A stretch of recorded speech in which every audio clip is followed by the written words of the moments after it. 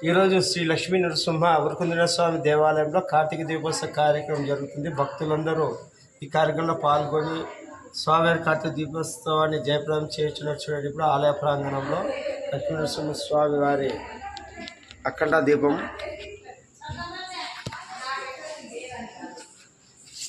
లక్ష్మీ నరసింహ తిరునావాల స్వామి దేవాలయంలో రోజు